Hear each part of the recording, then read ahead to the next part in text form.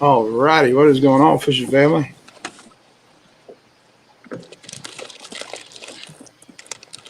Oh, as y'all can see, we got Mr. Gabriel Monty, Mr. Gabriel Montgomery, Mr. Ten Horse Monty himself with us.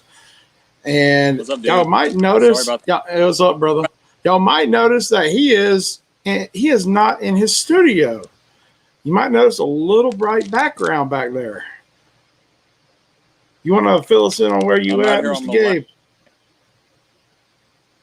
right here on my lax. We're fishing and well, we're bites.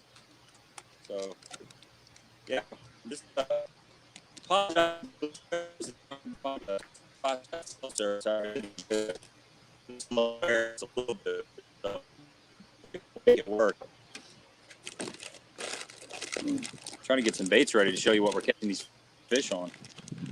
Yeah, yeah. You spoke How to me you a been, little man? earlier. You spoke to me a little earlier. You said you were up there catching some smallmouth, which I feel like I hear something in the background.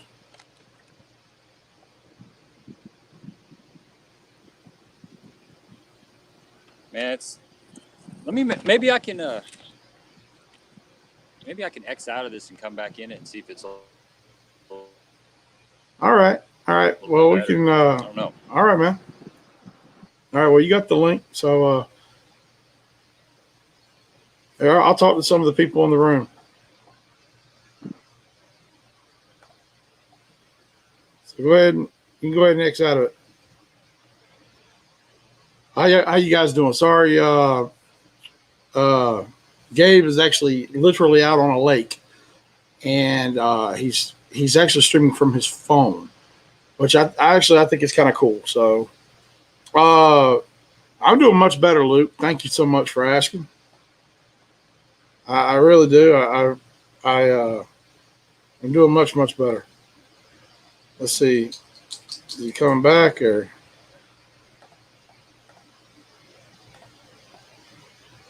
I'm doing much better. How you doing, Kendall? You doing all right, brother?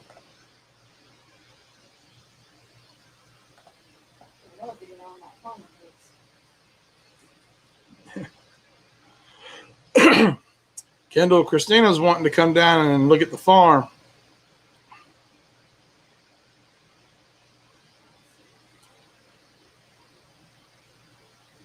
She keeps seeing all the pictures of little Cora and all the animals, and she's dying to come out there and see the animals and have Maddie meet Cora.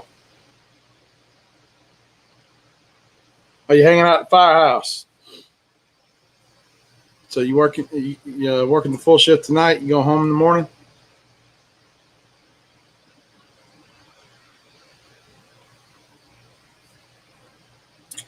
He said the door is open. Well, we definitely might have to do that. Hey, honey, this is my daughter, Elena. Hey, honey. All right. I think Gabe's trying to join us again. School is out. Yeah, that's right. All right, let's try again. All right. How's that? Is that a little better?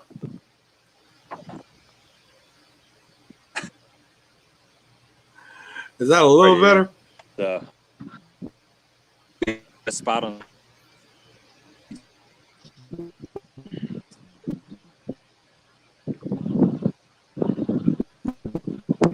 So let me just we're gonna talk a little bit about bad mouth bass and swim jigs, and kind of talk that it's coming. Okay. So spring, and I fish it a lot in the pre-spawn, through the pre-spawn and on into the post-spawn. But we're kind of getting into that post-spawn thing. It makes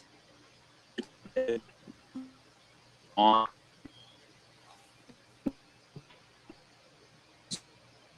spawn fish and pre-spawn all at the same time.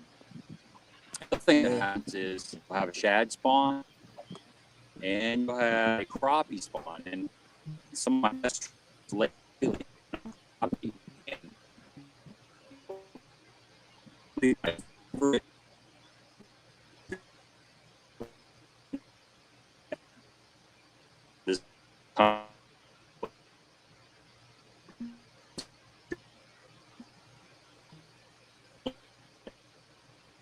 And Gabe, you're breaking up, brother.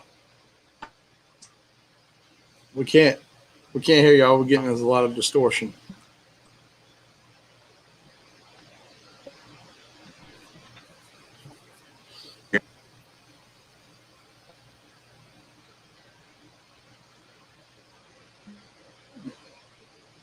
Hey, you there, man?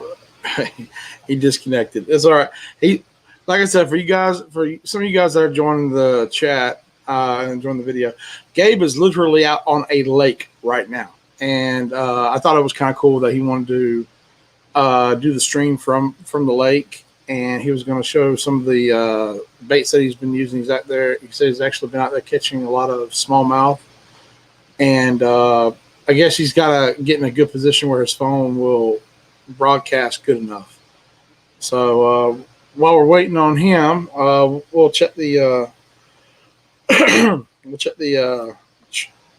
chat. Gabe Montgomery. Oh, he's calling me right now. Video or whatever. Hey, man. Hey, I'm sorry, dude.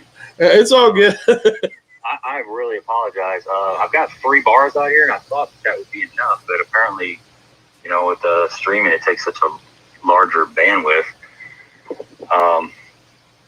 So you know, even at the house, it's kind of the same. But you know, the only thing with being at the house would be there'd be internet access, I guess. But we're still, you know, we're like an hour from the house.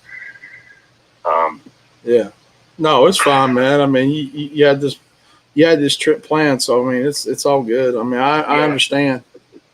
Yeah, and I thought it would work out. I thought it'd be cool to get out here on the water and do a live stream, you know, and like Ron's just catching walleye and rock bass right in front of me. I thought it'd be cool to show all this going on. So no, honestly, it was a great idea. It really was. We just, you know, we got to figure out a way to boost signal, because trust me, I mean, that's something I want to do, like in the future. Mm-hmm. So I mean, it was a great idea. Great minds think alike. Yeah. Yeah, I don't know. We don't really have. There's really no other option out here right now. Just kind of, it is what it is. So it'll be fine. I mean, hey, can you guys hear him all right? We're gonna see if they can hear you, because I mean, we can do this like this if we need be. I mean, I understand, man.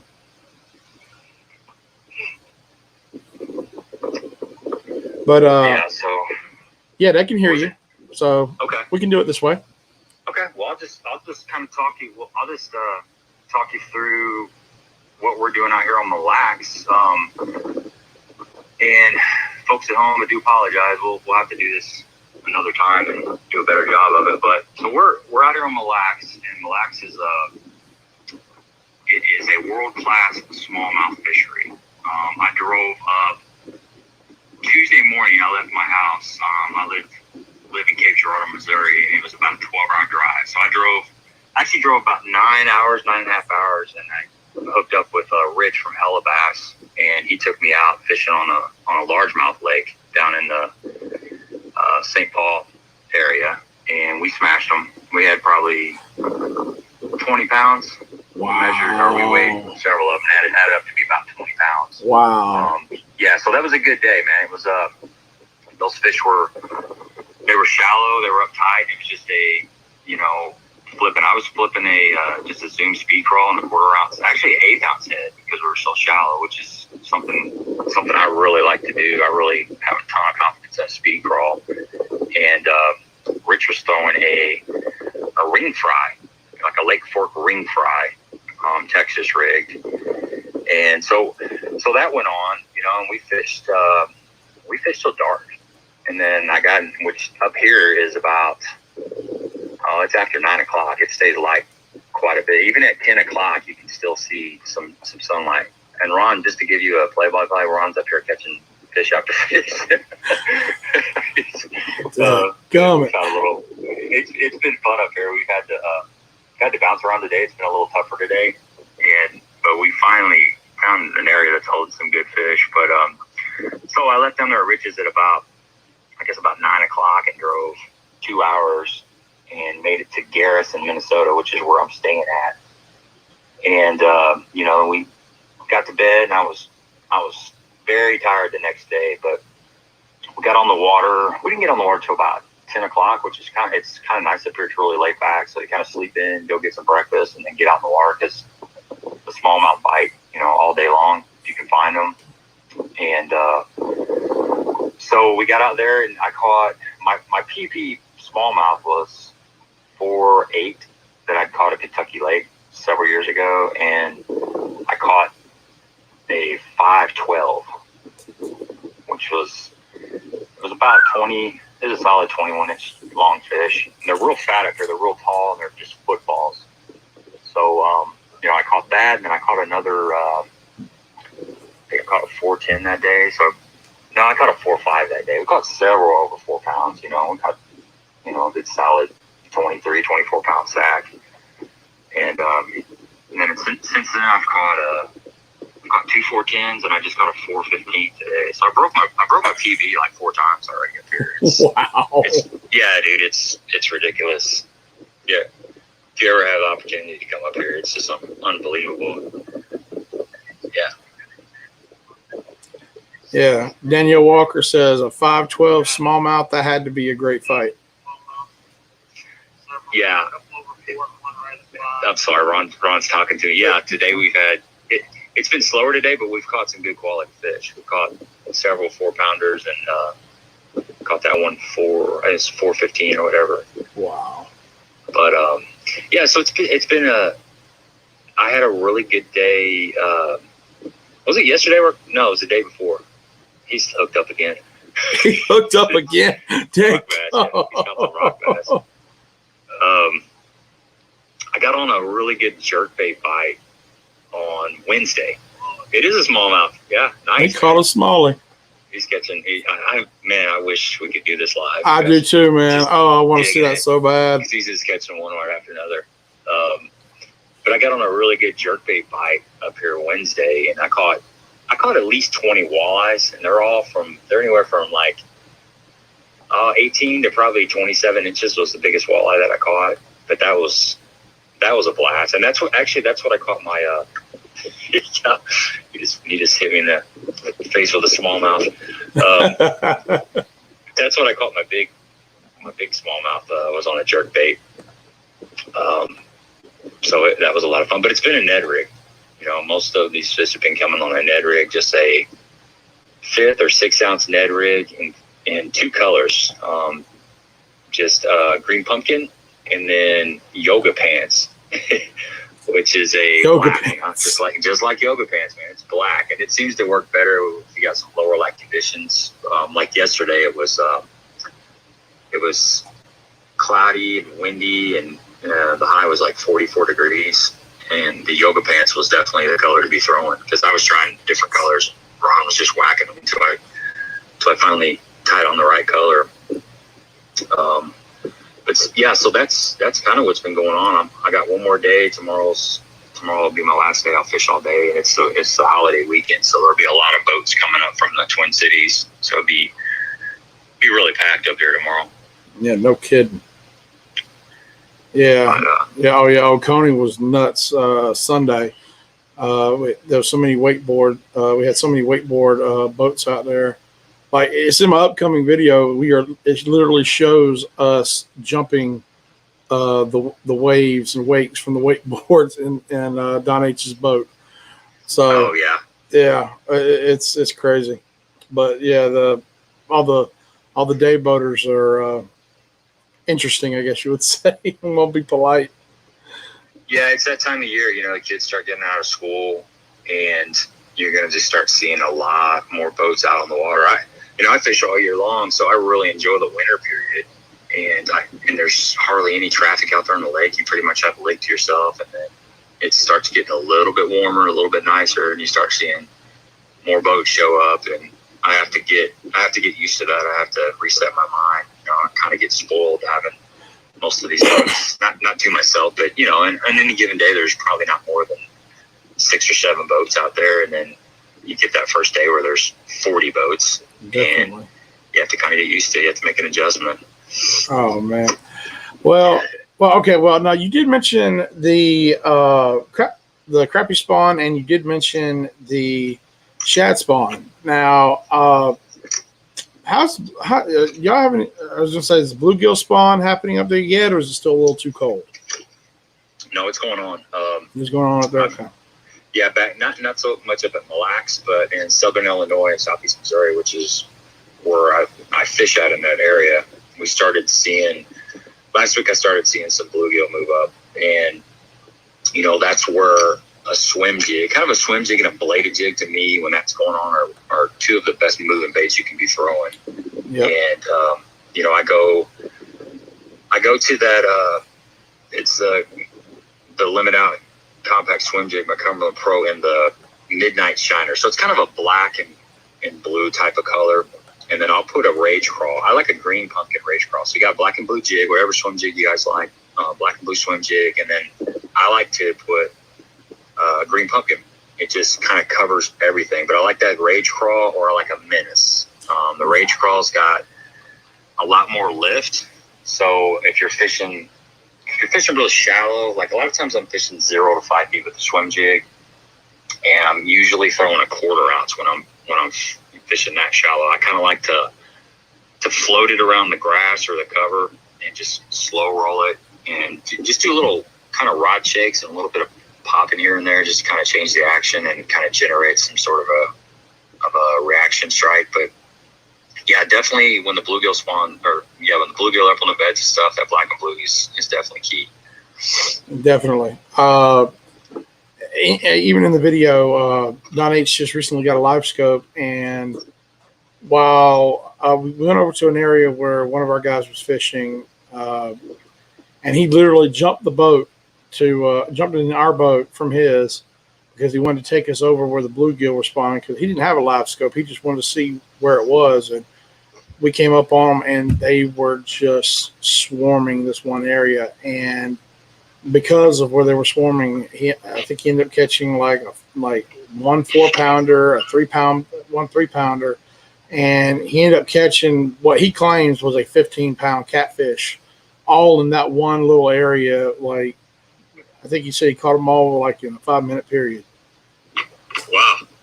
So they were all the bluegill? Yeah, they were all there for the bluegill. Okay. But yeah, you mentioned that you like that, a bladed jig and black and blue bladed jig and a swim jig is what you would throw. Well, that seems to be our topic tonight. I know you had some that you were going to show us, but maybe you could tell these guys like how you set up for a swim jig, especially in post-spawn conditions and things along that lines. Sure. As far as the setup, I've been fishing. I got a Quantum Smoke. It's a 7-foot medium heavy rod. So, I recommend anything from 7 to 7'3" and medium heavy, because you want something with a fast tip, something that can load up. Allow that fish to go swim jig in. And I typically use like 15-pound fluorocarbon. Some guys will use braid, and that's fine, just depending on how thick the vegetation is. But back home, I'm just a fluorocarbon guy. I don't have a lot of rods with that same action, so my swim jig rod is kind of a multi-purpose. If the swim jig bite is off, then I can use that same setup for a light Texas rig, and it's kind of a multi-purpose. So 7-foot medium heavy is a multi-purpose rod. Like I said, 7-to-1 ratio. Most of my reels are 7-to-1. It seems like you can use that for anything. You can slow it down. You can just be mindful and slow it down. But if you need that speed, once you set the hook, you can get that fish out of the cover. You got the speed there on that 7-to-1 gear ratio, and still got plenty of power. Yeah. I'm targeting. A lot of times, I'm targeting grass. Any kind of holes in the grass, any lanes in the grass, grass lines, inside grass lines, outside grass lines, and then wood laydowns. Skipping that bait around laydowns or underhanging trees. A lot of times those bluegill will sit up in the shade. Even in the middle of summer, if you got some shade, they'll be sitting inside that shade line. So I like to skip a swim jig up underneath any kind of overhead cover and pick the fish off that way. That's basically it, So a 7 to 7'3" medium heavy rod is a great rod to have for the swim jig. Yeah, I throw actually I do have a swim jig rod that I use, and it's literally a swim jig rod. It's a 7'1", medium heavy. Honestly, it's probably one of my mainstay go-tos because I have had like the most luck on that rod over the past year, and honestly, a swim jig and a bladed jig. Actually, I ain't gonna lie, bladed jig is more what I throw. I'm a power fisherman, so I'm but I'm trying to get a little better, I guess you would say, with trying to use a little bit more finesse, especially with it heating up and when the bass are going to be, when the water gets a little too warm, they're not going to be as active. So unless you want that really good bite, you better get out there in the morning or late in the evening, of course. But so yeah, I mean, no, that's some great advice, especially for. Now, do you have any particular swim jigs that are, like I say, are, I guess you would say, are your mainstay? They're going to be, if you can only use one swim jig, for the rest of your life, what's it going to be? Well, I started fishing the Cumberland Pro Limit Out Compact swim jig last fall. The Cumberland Pro was bought by the new owner, obviously, and he redesigned a lot of their baits, made them better, and just changed the colors and just upgraded everything. And they came out with the swim jig. It's got a dual wire weed guard, and it's a compact. It's a little bit smaller than your average swim jig. And I found that you can come behind people that are throwing a bladed jig or a spinnerbait with that compact swim jig and pick up some bites. So if I had one swim jig for the rest of my life, it would definitely be that. And you really just need three colors. You need something that's like the midnight shiner, which is your black and blue, and then the chartreuse shiner, which is white. It's got a little bit of chartreuse. It's got the black stripes on the top, skirt. And they make one called Blue Gills, which is kind of your green pumpkin type base. It's got green pumpkin. It's got some light blue in it. It's got a little bit of kind of flashy material, and it's just a good representation for an actual bluegill. And that's something I mentioned, the black and blue bluegill bags. I kind of tend to steer towards stain water with the black and blue. If you've got, I don't know, like 3 foot of visibility or less. But if the water's a lot more clear, I'm going to go to that bluegills, which is a green pumpkin. So the clearer the water, kind of like a green pumpkin type color. And then if it's a little bit more stained, I'll go with the black and blue. But it's a good quality swim jig, and it's I've been throwing that specifically for probably the last 7 or 8 months, and does a good job around grass, does a good job around laydowns, and it pins them up. It's got a little bit smaller hook. A lot of your swim jig will have like a 5/5 gaff, and this has got like I think it's like a 3/0 round bend. It's a gammy hook, super sharp, super solid. You can fish it on braid. It's solid enough that you can throw it on braid or you can throw it on fluoro, just whatever you want to do. But it's a fish catcher, man. It's I wish we were actually had the video. I could show it to you, but it's got a flat side to the head design, which is real good for skipping. It's something I tend to lean towards when I'm skipping a swim jig or any kind of jig. Like something that's got a little bit of a flat surface on the bottom. Yeah. And you can skip it a little bit better. So I hope that kind of answered your question. Yeah, no, that definitely did, man. Excuse me. All right, does anybody have any questions for Gabe, particularly related to the swim jig, or just his overall fishing techniques or advice that he might have for you? I mean, granted, he ain't able to see it, but I will read it back to him. So if you guys want, just go ahead and throw out your questions, and I'll be happy to read them back to you. But I can touch on I kind of started talking about the crappie spawn. Yes, I would love. Yes, please touch on that. Yeah, sure. So something that happens this time of year is the crappie. There'll be a crappie spawn and there'll be a shad spawn, and that's when I will definitely pick up a like the chartreuse shiner or a white swim jig. And, you know, I dropped a video Wednesday from Pickneyville Lake. If you hadn't had a chance, Fitz, go check that out. It's got a lot of good catches, and I kind of really talk about locating the crappie spawn and how white swim jig plays during crappie spawn, but it's kind of overlooked. Bass really feed on crappie a lot. And it's something that I've kind of been noticing the last 3 or 4 years fishing. I've seen, you know, what'll happen is you'll be throwing that white swim jig around, and you'll get a bite, and you swing, and there's nothing there. And you'll go through an area where you get a lot of little bites. Well, those are crappie most of the time. They're either small bass, but a lot of times they're crappie that are grabbing that swim jig, and they're just a little bit too small to grab it. Well, if you see that,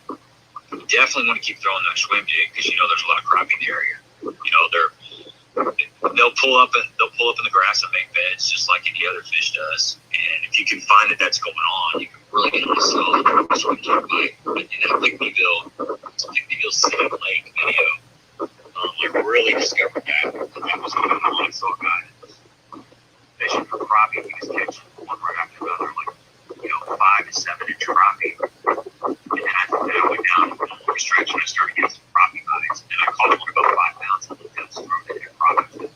So, needless to say, I just kept that swim jig in my hand and I'm having a pretty good day. And, you know, same thing with shad spawn. Those swim jigs, something you definitely keep your hand. Shad spawn on it. You know, it's better bait, obviously, to play with jig play in the same situation. You know, swim jig you can throw in the same situation you can throw swim bait and play the jig.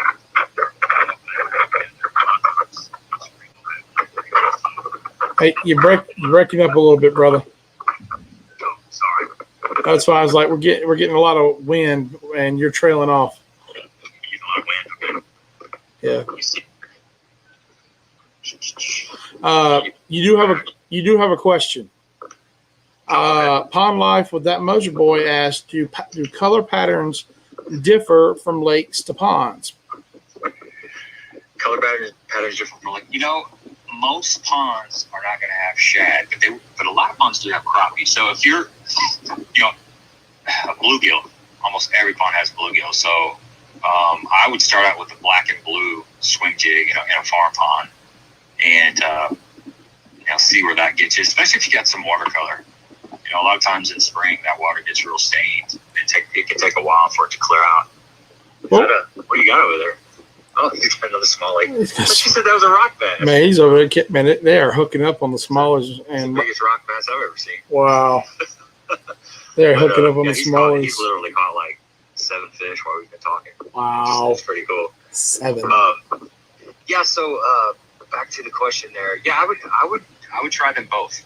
I would try a white and a black and blue, and you know, a lot of times I'll fish with one for 15 minutes, and if that's not happening, then I'll switch to another color and just kind of mix it up and see if they prefer one over the other. You know, and trailers, I mentioned the rage crawl. The menace is a white menace on a white swim jig is deadly, and sometimes I'll put a 3-inch swim bait, whatever swim bait you guys like. That's a really good trailer.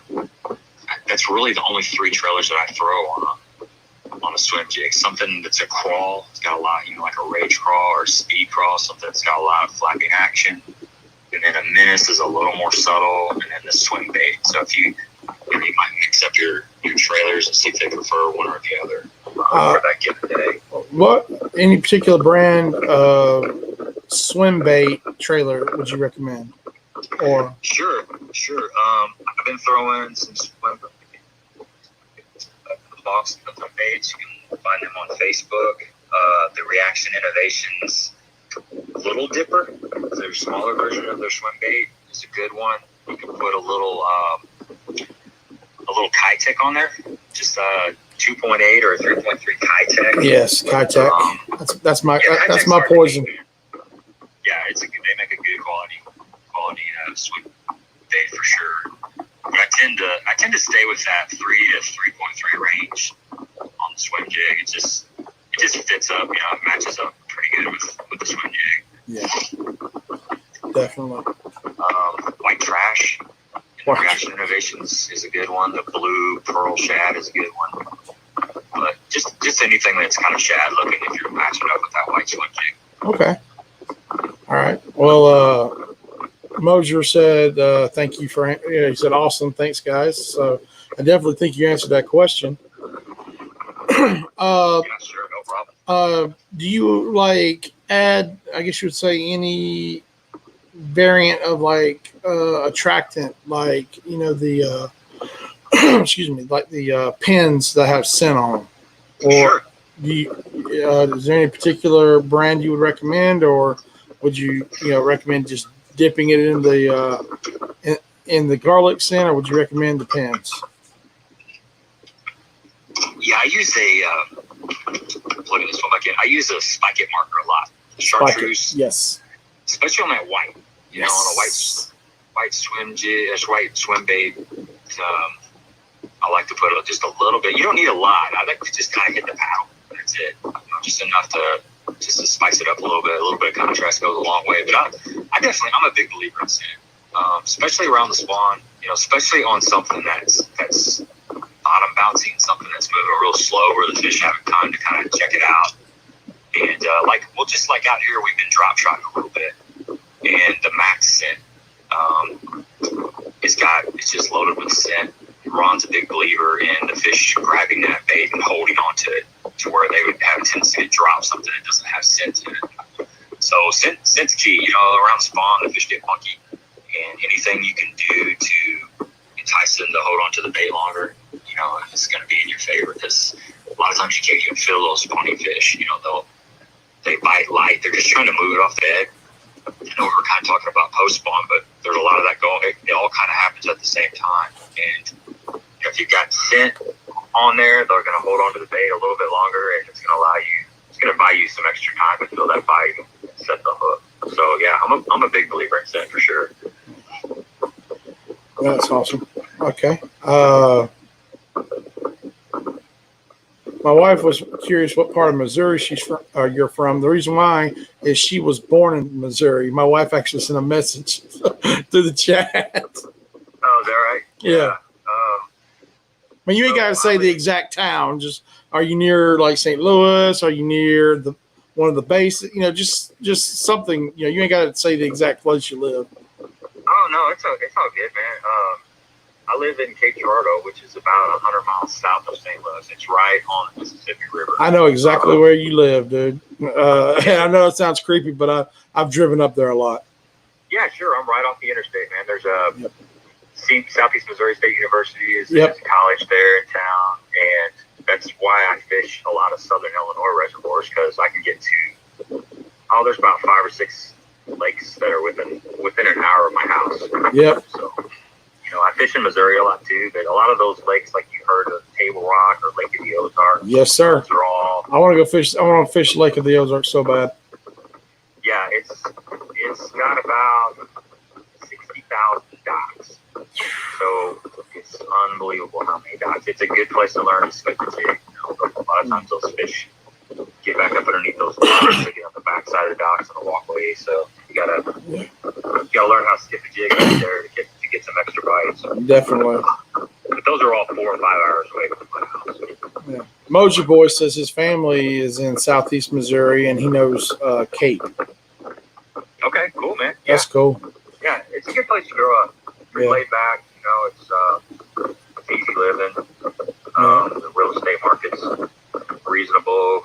We have kind of hot summers and not too cold winters. Of course, this winter was very cold. Yes, it was. Everywhere. We had about 3. I think we had 3 weeks where we never got above freezing. So I got to go ice fishing this year, which is the first time I got to do that forever. That's so nuts. That was so nuts. Yeah. Oh my Lord. Yeah. You get ice down there? Yeah, right. We get slush. That's what we get. Somebody came up and says, "Hey, does this snow where you're at?" No, we get slush. You get slush. We get slush. It might, you can go out there and make it. You can literally go out there, scoop it up in a cup, and it would look like a Coke slushy. Yeah. I like it. It's pretty. I like to see it, but I'm always happy when it goes away. I am too. Trust me, I worked up. I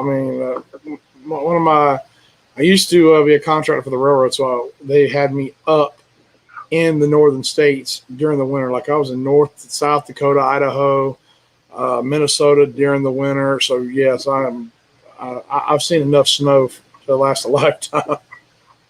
Yeah, it just makes you, it puts you on edge when you're driving in it. It really does.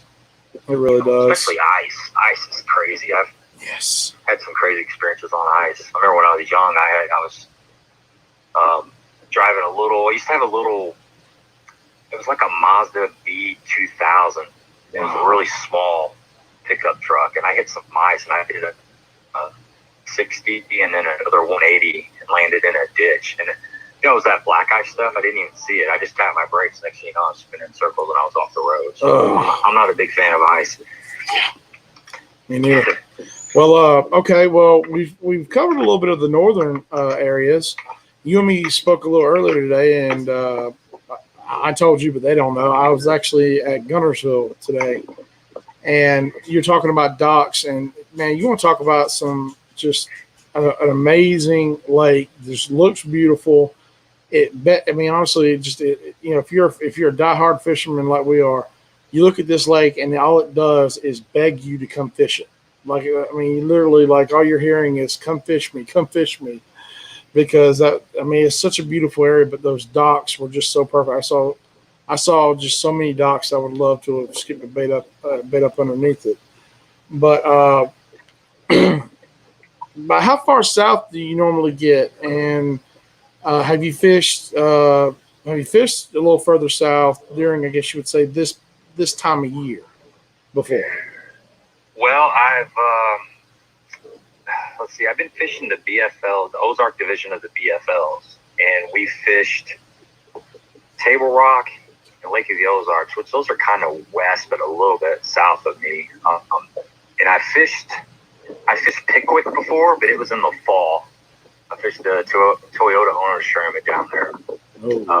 But it was like September. It was really tough. It's probably the toughest month on the Tennessee River is September. I fished Kentucky Lake a lot. Yeah. I fished the BFLs on there this year. And yeah, it's notoriously tough. But as far as any further south than that, I fished Cherokee and I fished Neely Henry and then the Barron River. So I fished some of those areas down there, but it's typically been in the fall, So I haven't done much spring fishing down south before, unfortunately. But I'd love to go as I get closer to retirement, things start freeing up. I'm definitely going to make some treks down south this time of year. Retirement, dude, you look so young. You don't look like you're ready to retire. I got a ways to go. I'm just thinking out in the future, man. Well, what I'm doing now, how I'm doing that. This is my retirement I'm working on, because this is all I want to do for the rest of my life. So I definitely. So no, I'm right there with you. And I'm also, I also want to bring up some of you guys that do know Gabe or might not know. He has he actually his channel has been doing extremely well. He's him and I keep forgetting his name. It kills me. Backyard fishing. Backyard bassing. Greg. Yeah. Greg. That's it. I keep forgetting his name. He does him and Greg and Gabe Backyard Bassing. They do a live every Monday night, and you want to talk about it's not only is it entertaining, it's very informative. So I definitely would recommend you guys definitely subscribe to 10 Horse to Mr. Gabe's channel, the 10 Horse Monty, and Mr. Greg's channel, Backyard Bassing, because like I said, they have a consistent stream every Monday, and it's extremely informative. They have plenty of guests on that bring a lot of knowledge to the table, and I promise you, it is definitely worth your time and effort to watch these guys and just absorb the knowledge they're giving you, because these guys know how to catch fish. So, man, I appreciate that, dude. I really appreciate that. Yeah, that Monday nights at 7:30 Central. 7:30 Central. And Yeah, and I've been doing a lot of them solo because Greg's been really busy. His job's really picked up. So I'll start back Monday, I guess. I'm gonna have Jordan Hartman on Monday. He's the guy that just won the Toyota Series on Chickamauga. Chickamauga, yeah. Yep. So he's gonna be our guest Monday, and then on Thursday nights, me and Ron, the guy that I'm fishing with right now, we've been doing a fishing reports live stream at 7:30 Central. That's We've right. been kind of going over. Look, he's hooked up again. We've been going over local fishing reports, and I've been having a couple guides. I've had some of the guys from Table Rock, Lake of the Ozarks, and Full Shows that have been jumping on the stream and just kind of giving 15-minute fishing report of what's going on in their area. And it's been fun. I like doing the live thing. It's a great way to meet people and ask questions that you may not get to ask. So I do enjoy it. But thanks for giving that a shout out, man. I really appreciate that. Of course, man. Got another smallmouth. Dang gummit, man. Y'all They're on the net rig. y'all are slaying on the net, man. They slaying them smallies. Yeah, I mean, you're missing it. I sure wish I could show you. Oh, man. You need to get that big old signal booster. Get me all wet. Uh, The net rig, man. That net rig, I hardly ever throw a net rig, but man, you gotta have a net rig around smallmouth. Something about it. It's the stupidest looking thing. It doesn't look like anything, but man, they like it. Yeah. You can't argue with it. If they're gonna eat it. You can't argue with it. Man, I want to come catch some smallies so bad. Anyway, They got them up there, man. They got them. oh, I can't. Oh, man, I pray. I can't wait for the day that I get to catch some smallies. I'm so stoked about it. Well, there are a few people here saying that they are going to go over and subscribe to the channel and the stream. Or after the stream, Mr. Greg Foster said that was very informative. Awesome. So they definitely have enjoyed it. Well, look, I'm not going to keep you too long because I know y'all out there and I know you want to get some more and seeing Ron catch all them fish, I'm sure it's probably driving you nuts. But I will be giving you a call a little bit later after I get off this stream. So keep your phone handy. And anyway, like I said, before he goes, make sure you guys go subscribe to Mr. Gabe's channel, the 10 Horse Monty. Streams every Monday at 7:30 Central, and he has a fishing report with Mr. Ryan. What is his channel's name?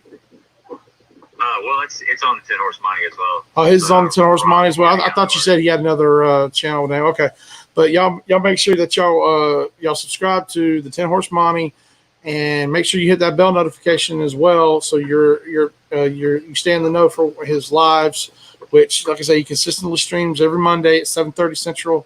So y'all make sure y'all are definitely in the know, stay in the know, so because y'all will you'll definitely get a ton of information that's very informative and extremely entertaining. But anyway, Gabe, thank you so much for coming on. Yeah, like I said, I wish the camera would have worked because I would have loved seeing Ron hooking up on those smallies. But anyway, like I said, I'll go ahead and let you go, and I'm gonna finish up with the stream with everyone in here. And thank you so much, man. Hey, appreciate you having me on. It's been good. It's good to talk to you, good to hang out with you for a little bit, and thanks everybody for watching. And thank you guys. Yeah. Take care. Have a good evening, man. All right, brother. Talk to you soon. Okay, bye. Later. Well, I was 10 Horse Monty, Mr. Gabe Montgomery. Well, I'll stay on for a little bit longer to talk with some of you guys. I saw some of y'all come in and say hey, and he was, I would have said something while he was, if he had been on the screen, but I didn't want to talk over him because he wasn't able to see the chat. But excuse me. Well, Moj, I mean, hey, once the stream ends, you can go back and watch it again. You get to see us fiddle around with trying to get him on here because he was literally trying to do it from his phone and stream from the boat, which, I mean, I honestly think that's a great idea. I think that's pretty cool. So I mean, I don't hold it against him that it didn't work. This is a great idea because honestly, I would have tried something like that. So that was really cool.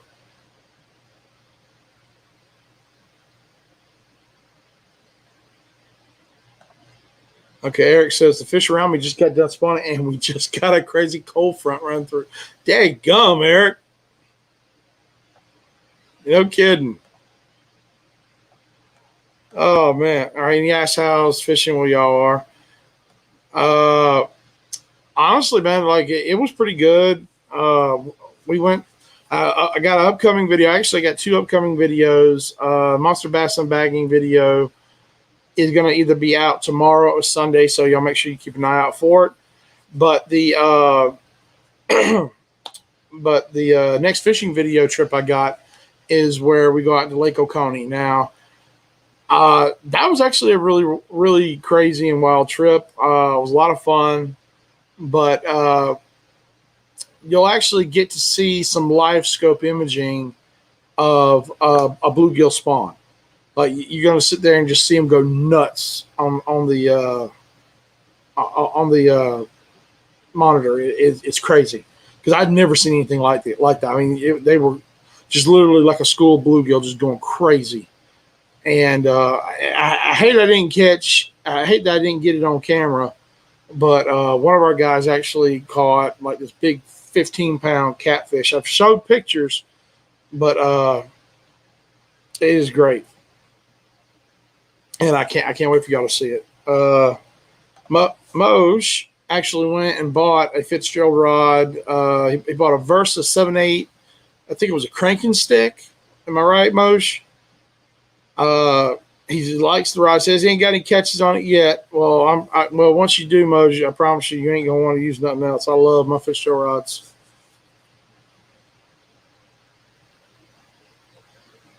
Oh, Eric. Oh my gosh. It's currently 41. Dang gum, Eric. Man, it's like 90 to 100 out here today. At least it felt that way. Seriously, that was it was stuffy at work today. It really was.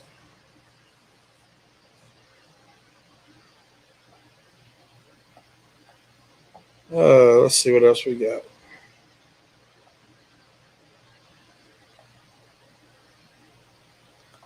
Okay. Moser say you recently got himself on some Contact paddles.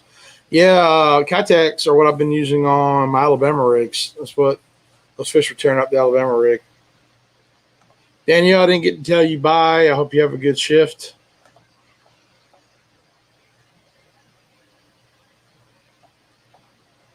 Oh man. But no, I mean it was good for overall. I mean, like I said, I wish his phone was able to stream him a little better, but it was cool that he got to talk to us at least a little bit. I've been trying to get him on anyway. What are my go-to post spawn? Man, Eric, I'm a topwater nut. And if I see an area that I honestly think I could walk a frog or a buzzbait, and that's normally going to be one of the first things I throw, especially in the early mornings. Especially a black buzzbait, I'll throw that in the early mornings because I always say that buzzbaits are like a window bait. They'll let you know like if the bass are in the mood for something with a lot of noise or motion, kick up a lot of action, things like that. So that's normally my go-to for post spawn, when it comes to the summer. But I do always have my bladed jig tied on, and I do have a Texas rig worm tied on right now as well. Okay. Coffee time at our house, man. I've been up since 2 a.m. I can actually use some coffee. All right, Eric. Actually, just got a good top water bite the other day, so I'm addicted. Now, I know, man. No, there's nothing like that. That explosion. Once you get it, you're hooked. That's all you want. Dude, till December, dude, I get topwater bites like sometimes in October. So no, I mean, well, no, your weather's a little different than ours. So yeah, September probably be a good time for you. So, but yeah, like I said, I'm a topwater nut. So that's normally my go-to in the early mornings. If I'm out on the water before the sun rises, 9 times out of 10 I'm gonna be throwing a topwater bait. That's just me though. Excuse me.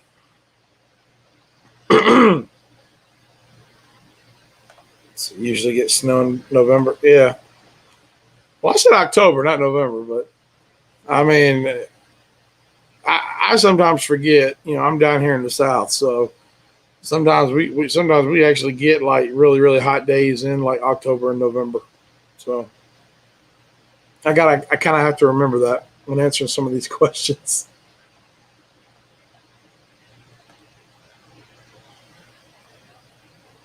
Oh Lordy. Well, I'm not going to be on too much longer because I am heading to the water tomorrow. Probably going to try and knock out a kayak film. I am debating on going back to one of the ponds where I know that there are confirmed double digits. So, fingers crossed and praying that I land a monster tomorrow. Because, like I said, where I'm going, I might actually fish the bank. I haven't decided completely yet, but I'm actually debating on fishing the bank. At least at one of them, or two of the locations I'm planning on hitting up tomorrow. So, but like I said, I do got to get to bed a little early because I do have to get the footage I already have downloaded, so I have enough room for tomorrow.